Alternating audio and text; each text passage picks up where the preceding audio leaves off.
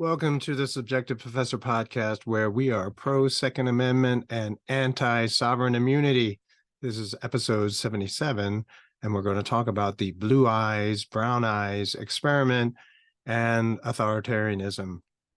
As you know, it's Race Monday, and so we're going to do a race related topic. Well, everything is, in a way, race related, but more specifically, discussing racialization issues as understood and defined by the subjective professor. Just want to put it out there, just in case any of you were wondering and didn't listen to the earlier episodes, but I have to, within reason, try to stay anonymous until March of 2024, because that's when my arbitration hearing is going to take place. And just in case, I don't want this podcast or things mentioned in this podcast used against me, taken out of context and misrepresented in a way to make my accuser's position any stronger, and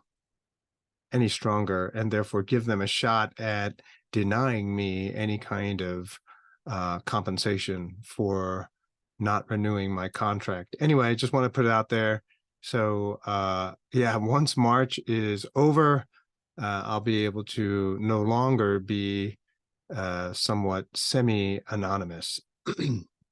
Anyway, so we're going to talk about Jane Elliott and her brown eyes, blue eyes experiment.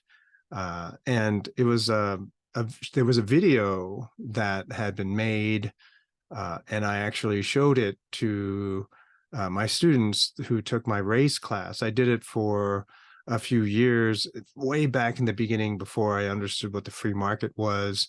I thought it was very poignant, very kind of, it got people to have a conversation, to take stock, re-examine a lot of their beliefs. And it turns out it was probably not the best thing to do. All right, so Jane Elliott was a third grade teacher in a rural town where everyone was white, right? There are no colored people in town. It's somewhere in the Midwest. And in the 1960s, there just simply wasn't anyone of color. So she was watching the news and she saw Martin Luther King get assassinated. And so she said to herself that she has to somehow teach her kids what racism is about. But how do you do that where everyone is white? And so she decided to divide the class into blue-eyed, brown-eyed kids. So just sort of as a rough summary, on the first day, all the kids would come in and she says, we're going to do something different. We're going to divide the class according to eye color to try to learn about racial discrimination. And so all the kids were excited. They say, oh, anything to not have to actually do any work. So, and they're third graders, right? So what do they know? And we're going to do something fun. And so she said, the blue-eyed kids are going to sit on this side of the room, and the brown-eyed kids, they sit on that side of the room.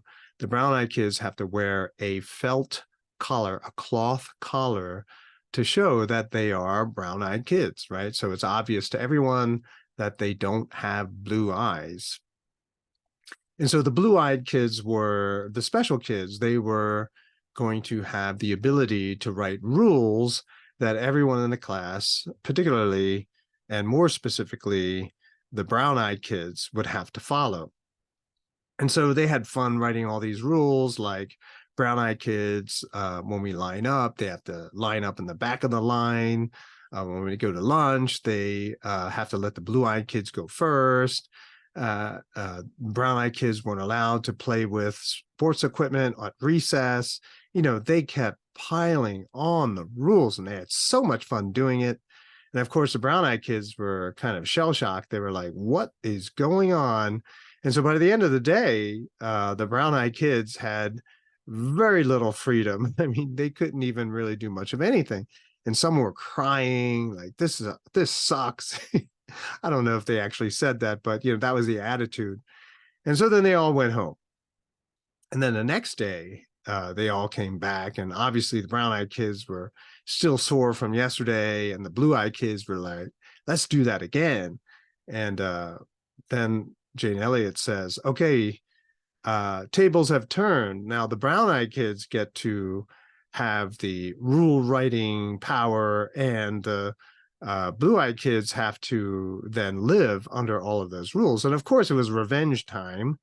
These were third graders. They get and understand what revenge is. And so they just went to town, not just simply imposing all of the rules that were imposed on them, but they made them worse. At least that's what my memory says, And and so it was sort of like this, ha, now you have to experience what we were going through yesterday. And so, the original video documentary that was made, had a kind of conclusion and say, see, you can get little kids even to understand how racism is wrong. And then the video that I showed in class was sort of like this remake, like 20 years later. And they invited back some of those kids that were in that original third grade class. And, typical, I guess, rural town, you had some people who were successful, some people not so much, but they all remembered that experiment. And so in this sort of this retrospective, I guess, she had been doing this, and she for 20 years, but now she's doing it with college kids, right? Because I guess people started saying maybe this is not appropriate to do with third graders, right? And so she was doing it with college students. And so they all, signed up for a 1 credit on Saturday kind of experience. I don't know what they were told they were getting themselves into, but as soon as they walk into the building, they're divided by their skin color. So white kids have to register, they have to go do all this paperwork, and at the end, they have to wear this collar. And so while they're going through this, sort of interrogation type situation, and then made to sit in a room with no chairs, right, waiting for the session to begin. And they're all kind of like, what is going on, But all of the colored kids are sent to the room where eventually they were all going to be located.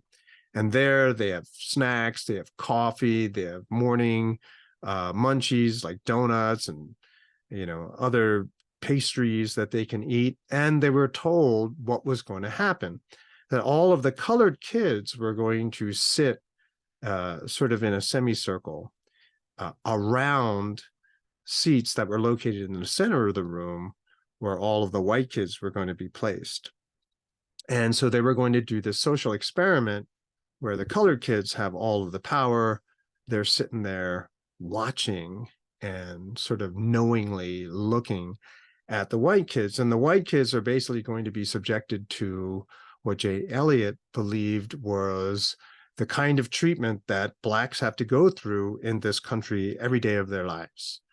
So the white kids are brought in, they're made to sit in the center, and obviously the vibe is all weird. They're seeing, some of them are their friends, they see them sitting, in the gallery looking down at them. And, they're sitting in the center. They're not allowed to talk, and they're just sort of hanging out. And all over the room, there are these posters which basically are putting down white people, right? And they're basically things that perhaps might have been said, or things that you might typically expect to hear, except directed to colored people, except now they're directed to white people. And so the session goes, and some people are like, this is not right. There's something really weird about this. And they leave. Some people get really upset. There's a lot of people crying. And there's a lot of condescension, right, on the part of Jane Elliott, like, what's wrong? What's the matter? Why are you so upset? We're not doing anything, and so it's this very trippy dynamic. And so the lesson is supposed to be hey, white people, this is what colored people are subjected to every day of their lives. So have a taste of how it feels, and I thought, wow, that's pretty heavy. And so when I would show it, a lot of the kids were either, vindicated in how they felt and believed. Other kids felt extremely guilty about being white. And so you could kind of that's how I was able to sort of see what we're seeing now, that a lot of the sort of so-called woke ideology focuses on white guilt, right? And so you have to repent of being white, because look at all this horrible stuff that you've caused because you're white, because you were born white. And so it's kind of heavy. I would sort of have a discussion time after, and not a lot of people wanted to say much of anything, and because they were trying to process all of these feelings. And because what they saw and what they heard was, presented in a subjective way that makes a lot of people feel guilty and empowers a lot of other people. And as Asians, not very prominent in the video, but we're just sort of outside observers, right? Because we're not directly being attacked. We weren't part of the white crowd. Asians were allowed to sit in the gallery looking down on all the white people. And then among the students that I was teaching, when they were Asians, they conveniently would just sort of sit on the sidelines and, watch the dynamics between white and black students. So it was kind of interesting, and I showed it every semester to every class, my race class, and it was a conversation piece. And then I heard Thomas Sowell make a passing remark about it, which made me rethink it, right? I mean, it was such a sort of not a complimentary thing. Like, so he mentions Jane Elliott, and he says, look at all the things that people have to resort to sort of force people to see, the dynamics of race in a very narrow way, and it was not a very complimentary take on Jane Elliott. And so I was thinking to myself, wow, I got to revisit this. And so now, years later, and so clearly, I realized that it was problematic. It was just terribly generalizing, as all racial categorization is. And so it was extremely problematic. I never showed it again. I talked about it, but I never showed it again. Now, years later, trying to think about what to do for Race Monday, I thought that, and I thought about the Jane Elliott video, and I said, that video really wasn't so much about race as it is about power, the dynamics of power. Now, people might think that, no, color was the point, color is the focus. But as I have explained race, all it is a generalization using a single identifiable characteristic. Physical, not physical. You can do it with inanimate objects. You can do it with people. You can pretty much, anytime you generalize anything, you're basically creating a category, a racialization. So you can do this with ideas as well. And the reason why we need to have this broader understanding is because racial dynamics, or so-called racial dynamics, color dynamics, is seen in monocolor societies like Asia. Asian societies have it. Maybe if you're not part of that society, maybe if you don't know the history, as most Americans really don't care, then you realize that there are a lot of dynamics going on, which are exactly like race. But if you don't have a deep understanding of other cultures, other societies, you just think, oh, they're all the same colors, so there's no racism there. But yes, there is, except the racial marker that is used for differentiation is not going to be the skin color. It's going to be your hometown, like in Africa and Rwanda. It was your tribal affiliation. It was the dialect that you use to speak to each other. Other countries, it's your ethnicity, it's your religion, all of these different ways that you can create division and hate, right? And so I can respect Jane Elliott. I can respect and understand that she was focusing on skin color. This is what was very much immediate and apparent and relevant and pretty much the topic of the day in the 1960s. However, moving forward, speaking as someone who's not white or black, it's a very clunky, awkward way of understanding race. Like it did nothing for me, right? So when I was struggling with issues of identity, I needed something more. I needed something more deep. I needed something that was subtle enough to explain not only my position, but also anyone else who is in a similar situation, not Asian, white, or black, maybe perhaps biracial, right? So what do you do in a situation like that? What kind of race theory would be able to explain that? We talked about it in an earlier episode, so I won't go into it here. But so I can respect Jane Elliott, but I think that the racialization and the dynamics of power are far more salient, right? It's a much more important issue to examine.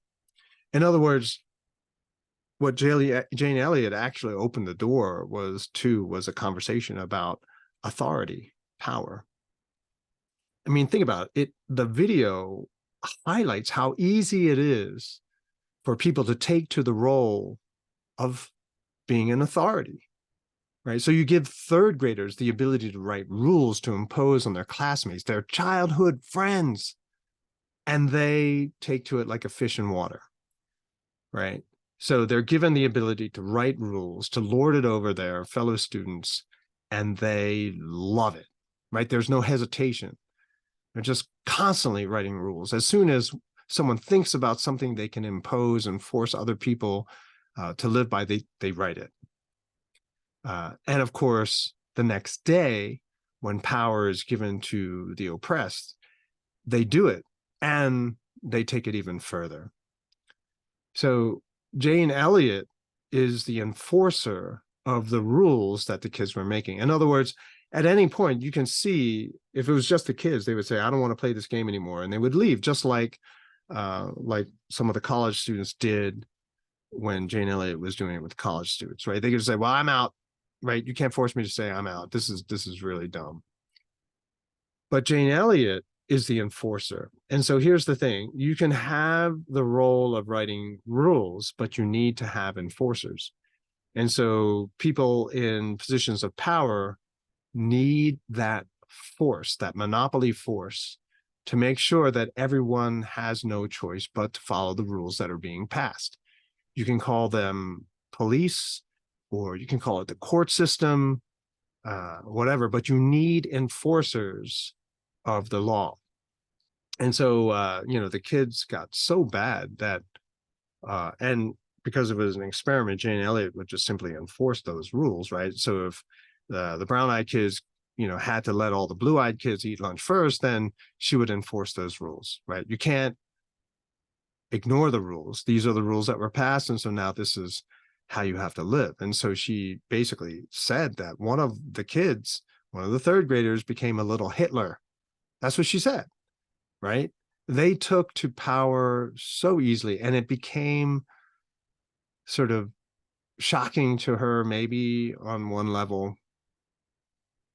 But, it's kind of, if you just watch the little kids video, it's just sort of overwhelming to see these little kids happily oppress. I mean, if they were given the ability, I think they would have taken it much further. After a week, after a month, you could probably see a lot of the kids just be emotionally disturbed for the rest of their life. It was that bad. So it can happen anytime, anywhere. So Jane Elliott tried to prove that point, right? You can create race on the spot, not by skin color, but by eye color. And so whether she realizes it or not, she supports and validates my understanding of race by using something as arbitrary as eye color to create differences of power, status, and authority.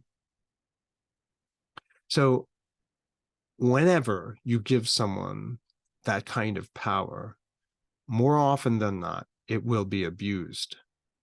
Now, I've said before in another episode that we are all racists, right? Everyone is a racist.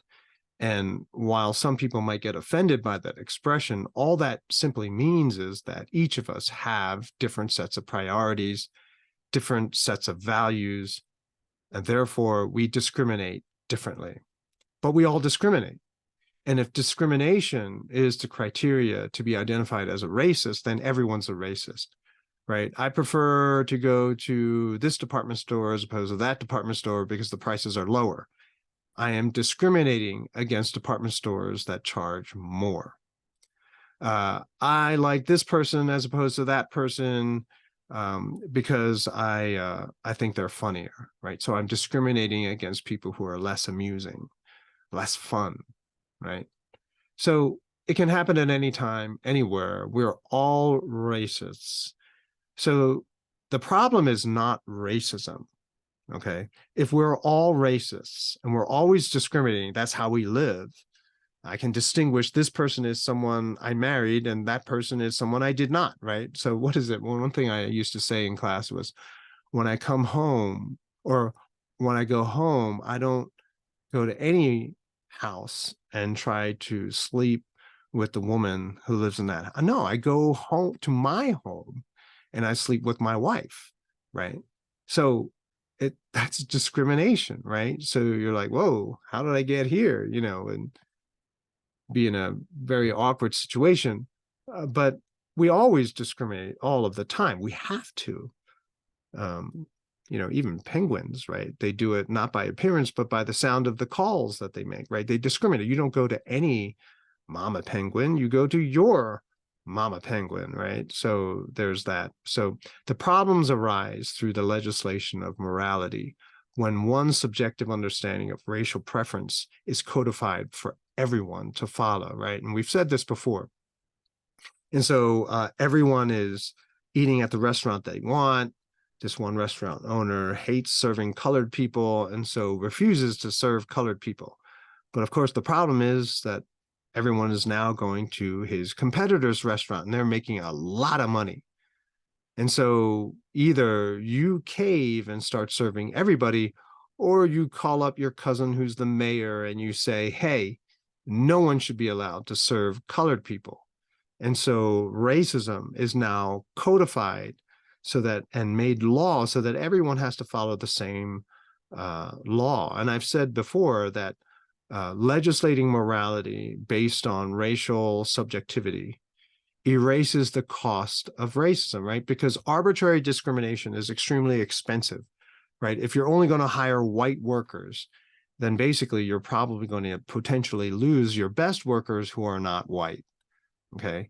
And so arbitrary discrimination with characteristics which have nothing to do with the job or whatever it is that you're trying to select people for, then you're going to lose in the market, right? Because you're discriminating in favor of characteristics which do not contribute any extra value or any edge to you as an employer or to the company over the competition, right? Whereas you can imagine the competitors are discriminating against lower skilled workers for higher skilled workers, right? So you can see that kind of discrimination. That kind of discrimination leads to success and market dominance, okay? And so it's when laws are written based on narrow understandings of race, where people are no longer allowed to discriminate according to the way they see fit, but now you must discriminate according to the law. When you do that, there are tremendous amounts of unintended consequences, right? So because you're fixated on a certain aspect of the generalization, you are not aware of all of the other people who are now caught up in that net of generalization. So for example, during the Cervasis lockdowns, right? Like you're not allowed out of your house. because it's for the safety of people who are weak and the infirm and the old, whatever, whatever. No one thought about the effects on children. No one considered the effects on people with cancer, right, and other diseases. No one cared about that because they were fixated only on the one generalization. And so legislation was passed, thinking only of the racialization, the target racialization, that there was no consideration at all of other people who would be adversely affected, who you didn't want to affect negatively, but ultimately did get affected negatively in that process, right? So small businesses suffered, big business prospered, right? A lot of people died, committed suicide because all hope was lost, right? And because of the overwhelming sense of fear, how many damaged kids are there now? And it turns out it was all not true, right? You can have anti-Russian sentiment because of this war over there in Eastern Europe. And a lot of people would spew hate against Putin and Russians in general. And I've had people, every once in a while, now I do some posts just because I know that it annoys certain people. And they go off spewing how America has to continue to help Ukrainians kill Russians. And I don't know what kind of world those people live in, but one of the last few semesters I was teaching at my university, I had Russian and Ukrainian students in the same class. And but because students don't get to know each other's names, they don't realize it. So I had pro-Ukrainian students just spewing all this stuff, anti-Russian stuff, without knowing that the person sitting 2 chairs away is Russian, right? So people, through their racialization and broad generalization, actually create more problems. And it doesn't resolve the kinds of problems that people are originally agonizing about. Milton Friedman said that instead of concentrating power, we have to diffuse power, limit the powers of government, and give people more freedom, right? Limiting the power of government. Where does all the power go then, right? The power that the government otherwise would collect for itself. Where would that power go? It goes to individuals. Each individual now, through freedom, independence, and also responsibility, taking responsibility for the consequences of the choices that they make, right? That is the diffusion of power that is desirable for everyone. A lot of people might think that democracy is the way to diffuse power. That is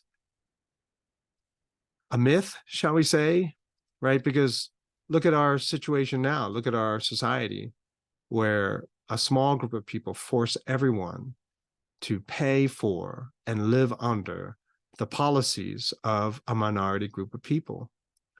Look at it now. There are so many people who are suffering, can't pay bills, can't buy the food that they want to eat. Yet the current administration, the Biden administration, is sending over $100 billion to Ukraine. And they want more. And at the same time, there's very little discussion about the fentanyl crisis that we're seeing in all the major cities across America. We also see a lot of people who want to reduce American involvement in Ukraine, like they're over it. And yet the government that was voted in through democracy continues to beat the drums of war, not only against Russia, but now against China. You see the government, without the permission of the people, to manipulate the voting process, depleting oil reserves. You see local governments and even governors attempting to restrict gun ownership in states. You see all these mandates for masks, for jabs. It's kind of incredible. And then you see all of this trans education going on too, where most people don't want it because of the government that was supposedly voted in. Everyone is forced to abide by the new set of laws. Power is too concentrated, and now it's concentrated with a small group of people with such narrow subjectivities that it's costly for everybody else. And so this has to come to an end, and power must be restored to the individual to be able to make the choices that make the most sense for that person. And so then that person takes responsibility for their choices and for their actions. The way we have it now, through this so-called democratic society, the policies that are imposed on us must be paid by us. All of the costs, all of the burdens are taken on by the citizens because of inflation. And this can't go on much longer. How it's going to end, that is the stuff of podcasts. But understand that the solution is to diffuse power, restore power to the individual, restore freedom to the individual, and reduce, if not eradicate, most of what exists of government today. And that's it. And I will talk to you in the next episode.